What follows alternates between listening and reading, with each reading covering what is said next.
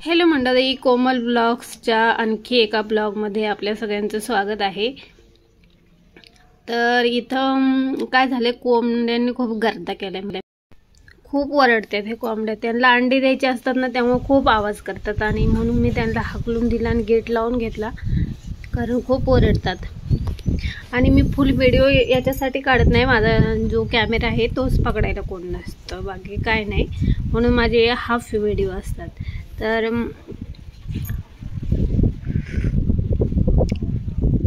मी आत्ताच गेट लावून घेतले कोंबड्या यावं नाही म्हणून। आणि इथं ह्या रात्रीच्या शिळ्या चपात्या आहेत, म्हणजे रात्री जास्त चपात्या उरल्या होत्या, म्हणजे पीठ थोडे जास्त झालं होतं म्हणून मी लाटून टाकल्या, म्हणलं उद्या काहीतरी करता येईल। तर मी याचे बारीक बारीक तुकडे केले आहेत आणि ते मिक्सरमधून काढले, म्हणजे याला फोडणी द्यायची आपल्याला।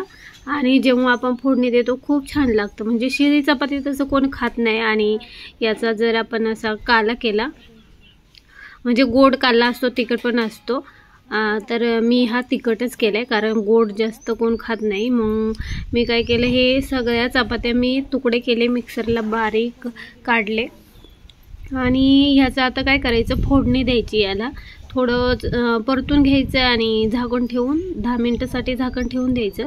तर हे केले, तर मी तेच इथं फोडणीसाठी तेल घेतले, तेल टाकले, कांदा टाकला, हिरव्या मिरच्या कापून टाकल्या, कढीपत्ता टाकला, जिरं टाकलं, मोहरी असली तर मोहरीसुद्धा टाका, पण मी मोहरी टाकली नाही।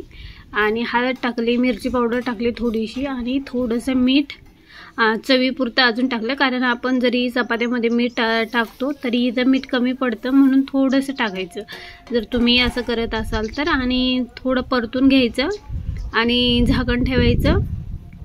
हे सध्या तर चांगलं मिक्स करून घ्यायचं हे, आणि मिक्स केल्यावर वरती झाकण ठेवायचं आणि झाकण काढून कोथिंबीर टाकून द्यायची। आणि नंतर तुम्ही याच्यावर दह्यासोबत तर खूपच छान लागतं हे। आणि जर घरामध्ये दही नसेल तर लोणचं असेल, लोणचं पण नसेल तर वरून थोडंसं तूप घालायचं आणि हे खायचं। तर ही पहा माझी कोथिंबीर आहे, थोडीशीच कोथिंबीर होती, बाकी खराब झाली, तर ही थोडीशीच कोथिंबीर मी टाकली आहे, कारण एक जरी आपल्या या कोथिंबीरीचा तुकडा तोडण्यात आला तरी छान वाटतं।